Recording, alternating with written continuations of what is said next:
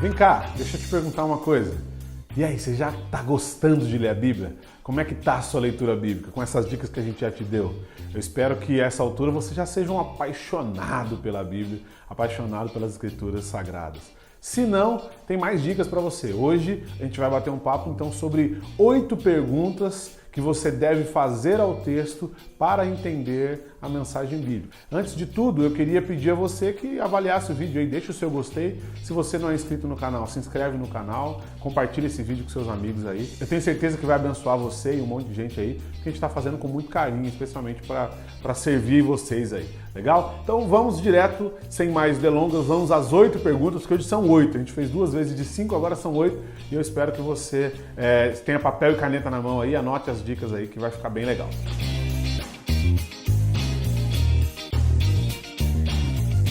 Então é o seguinte, 8 perguntas para fazer para o texto. O que acontece? Você vai ler o texto e vai ter uma primeira impressão, primeira compreensão do texto. Você abre lá, por exemplo, Mateus 6, versículo 10 em diante, você vai começar a ler lá, Pai nosso que estás no céu, vai começar a ler um trecho específico, e aí você vai ter uma primeira compreensão do texto. A expectativa é que ao final desse primeiro trecho, você já tenha uma noção do que está se falando. Mas para você ter melhor clareza, essas 8 perguntinhas aqui vão te ajudar a extrair mais a intenção do escritor, a intenção do autor e o motivo principal daquele texto. Então vamos à primeira pergunta. A primeira pergunta é: quem está falando? Funciona da seguinte forma: você vai ler o texto e vai falar assim, mas peraí, quem escreveu isso aqui? Quem é o escritor daqui? E nesse trecho que eu estou lendo aqui, quem é que está falando? É Jesus que está falando? É o autor, é o escritor do texto, por exemplo? Eu estou no Evangelho de Mateus, é Mateus que está falando? Ou é uma frase de Jesus? Ele está citando uma frase de Jesus? Então, faça essa perguntinha, anota ali do lado a resposta. Ainda que para você seja algo óbvio, algo que você já saiba, é legal que você faça essa observação ali, porque você vai se exercitar a ter melhor compreensão do texto. Então, a primeira pergunta, quem está falando? A resposta, se você não sabe, por exemplo, eu estou lendo Atos, eu não sei quem está falando.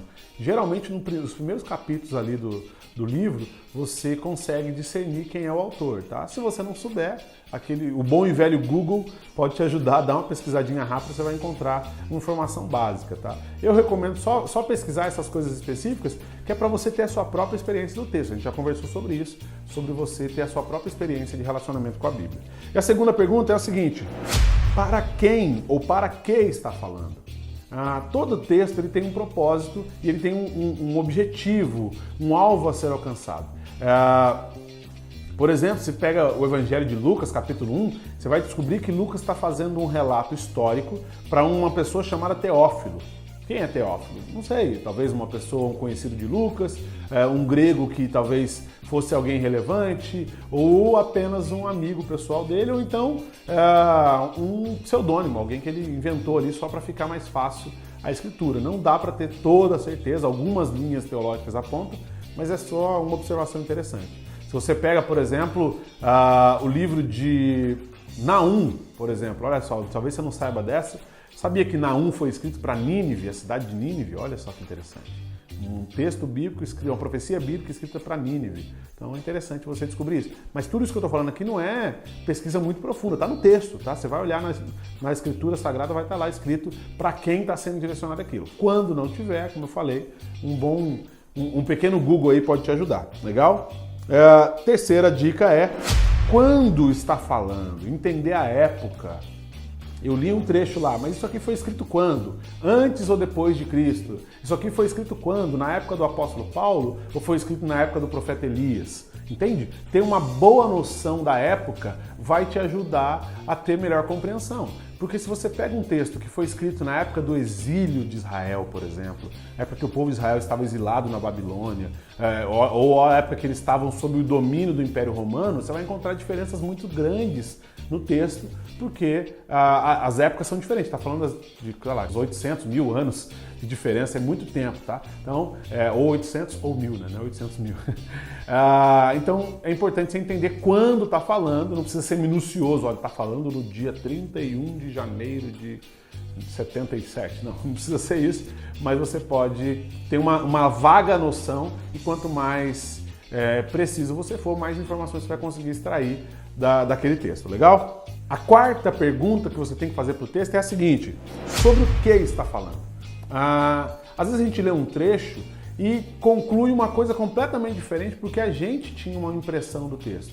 Por exemplo, o famoso texto, tudo posso naquele que me fortalece, de Filipenses capítulo 4, 13. Eu já vi gente afirmar com certeza que aquele texto está falando sobre vitória financeira. E aí você vai ver o contexto, né? Uma olhada rápida no texto, você vai perceber que Paulo não está falando sobre vitória financeira, aliás, pelo contrário, ele está falando sobre persistir em proclamar a mensagem, persistir em cumprir o propósito da vida dele. Que ele fala que já passou por tudo, já passou por necessidade, já passou por momentos de desafio, momentos de fartura, mas ele aprendeu que em todas as coisas Deus estava com ele, então ele pode todas as coisas porque é Deus que o fortalece e não as circunstâncias. Olha que legal essa compreensão. Então é importante saber o assunto para que você, sobre o que está falando, para que você não tire conclusões equivocadas e não caia de repente numa heresia aí. Isso é muito interessante, ok? A quinta pergunta que você deve fazer para o texto é a seguinte: qual é o contexto? Parece que é a mesma coisa, né? Mas não é não. Deixa eu te ajudar. Esse qual é o contexto é o seguinte: o que vem antes e o que vem depois? Então se você pega, por exemplo, uma passagem de Jesus andando sobre as águas, o que acontece antes? Por que Jesus foi parar em cima das águas, andando lá para encontrar com os discípulos? E o que acontece depois? Depois que Jesus anda sobre as águas, acontece o quê? É importante você fazer essas perguntas para você saber, né, que o texto bíblico não é algo isolado, porque senão também você pode tirar conclusões equivocadas. A dica para você fazer isso, tem uma diquinha básica que é o seguinte: marca um versículo central ali, um versículo principal, 10 versículos para cima, 10 versículos para baixo. Uma regra básica, tá? Pode ser muito mais, pode ser muito menos, não é uma regra fria, exata, não é ciência exata, mas ajuda você já não se equivocar, tá? Pelo menos ter essa noção de 10 versículos antes e 10 versículos depois, você já consegue se posicionar melhor ali no contexto da época, tá? Então, como eu falei, o contexto também pode incluir questões geográficas. O contexto é a beira do Rio Jordão, o contexto é a beira do Mar Vermelho, o contexto é sendo escravo no Egito. Então são contextos são informações sobre o contexto que ajudam você a entender melhor, ok? A sexta pergunta que você vai fazer para o texto é: qual é o versículo-chave? Olha só, porque quando você lê um trecho, tem um versículo ali que ele é o ápice da história. Claro que se você ler 2 versículos, você tem que escolher entre um dos dois. Por isso a recomendação de que você não leia isolado, assim, leia trechos um pouco mais longos.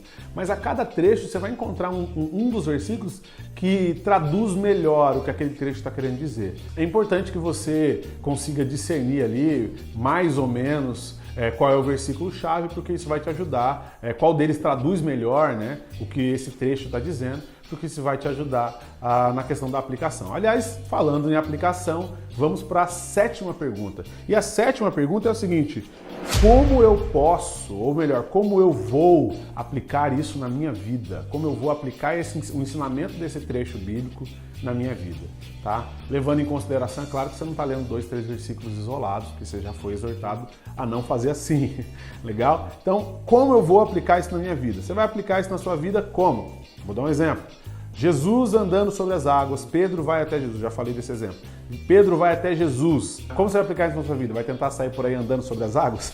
Não é isso. Mas você pode perceber, por exemplo, que Pedro sente medo, que Jesus conversa com Pedro, e quando Pedro sente medo, ele procura Jesus. Então isso é uma aplicação. Olha, talvez você certamente, se você é de carne e osso, você tem medo em algum momento da sua vida.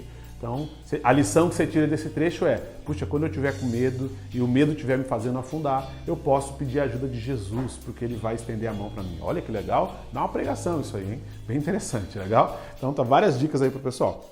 E a oitava pergunta, eu preciso ser rápido porque o nosso tempo é curto, é o seguinte: como eu vou orar sobre isso? Como eu posso orar sobre isso e como eu vou orar sobre isso? Porque a gente combinou que você vai ler a Bíblia antes de orar. E você vai ler também a Bíblia depois, você vai orar depois de ler a Bíblia. Olha só, ore antes de ler e ore depois de ler. Por quê? Você ora antes de ler, pedindo a Deus discernimento e entendimento para você compreender o que Ele está querendo dizer nas Escrituras. E depois você ora para ter pedindo a Deus coragem, ousadia para você aplicar esse conhecimento na sua vida para que isso se torne uma verdade. Então, pergunte-se, coloque lá no seu caderninho do lado como eu vou orar sobre isso. Como eu falei aqui a passagem de Jesus andando sobre as águas, Como eu vou orar sobre essa minha vontade de abrir mão do medo, ou sempre que eu tiver medo, eu pedir o socorro de Jesus? Você pode orar sobre isso, você pode ser autêntico diante de Deus, Ele vai te ajudar, com certeza o Espírito Santo vai te conduzir a fazer a oração que melhor traduz os seus sentimentos e aquilo que você aprendeu. Legal? Espero que a gente tenha ajudado. Não esquece de deixar seu comentário aqui embaixo, a sua dica, o que você quer ver nos próximos vídeos. E a gente está aqui para somar com você aí, para que você seja um leitor de Bíblia e tenha clareza e firmeza na palavra de Deus. Ok? Deus abençoe. Se você quiser mais alguma informação, não esquece de mandar um e-mail para a gente, falecom@evangelhosimples.com.br. Beleza, gente? Deus abençoe. Tchau, tchau.